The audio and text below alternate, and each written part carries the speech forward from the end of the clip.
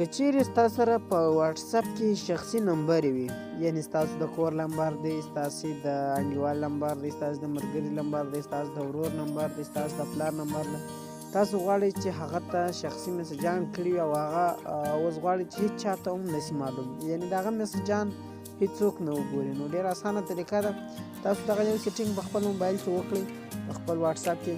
نو چې کله تاسو دلته راسئ واتساپ ته، نو هغه نمبر چې تاسو کولاوهئ هغه به ستاسو یو کوډ غواړي، یعنې ستاسو نمبر که هر څوک کولاوي دغسې هغه هم دا کوډ خامخا غواړي. که دا کوډ نه کړي نو نشي کولی چې میسجان وګوري یا کال وکړي یا هغه کوم ویډیوګانې چې دي هغه وګوري. نو ډېره اسانه سمپله طریقه ده. تاسو کولی شئ په ګروپ یې هم ودروئ، د چا په شخصي نمبر یې هم ودروئ. نو نور وخت نه اخلم دوستانو، زه د ویډیو طرف ویډیو شروع.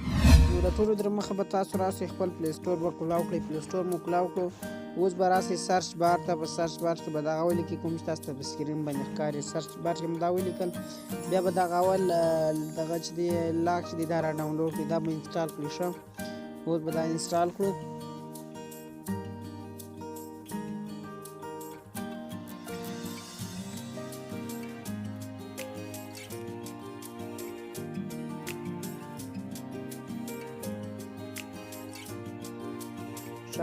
بیا په دغه اوپن باندې کلیک وکړئ. اوپن مو کلیک وکړو، اوس به تاسو دغسې صفحه خلاصه شي.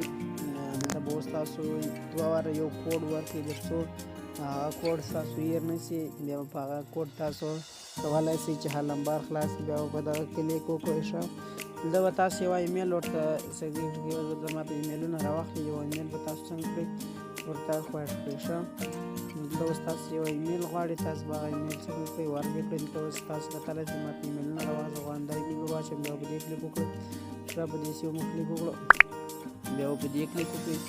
دوستانو اوس دلته اپ ته اجازت ورکړئ. نو دلته تاسو اجازت غواړئ، نو دلته به تاسو څنګه کړئ، دغه به پیدا کړئ. دلته به دغه اپشن آن کړئ، بیا به دا الاو کړئ. چې کله مو دا الاو کړو بیا به راسئ شاته، برته به اپ ته ورسئ.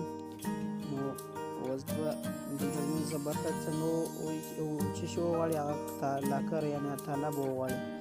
نو دلته به اوس تاسو په دا جمع نښان کلیک وکړئ.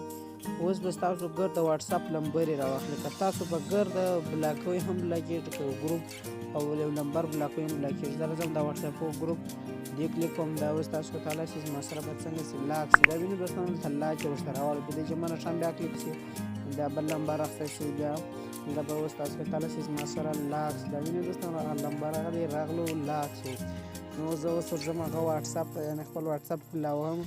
اوس هغه نمبر ته ورځم چې آیا دا رښتیا لاک شوی دی که نه دی.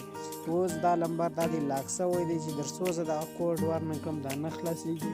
نو تاسو هم داسې په دغه ښایسته طریقه کولی شئ چې خپل نمبران لاک کړئ چې هغه ته بیا د چا پلار هم لاس نه وړي، یعنې ستاسو میسجان نه وګوري.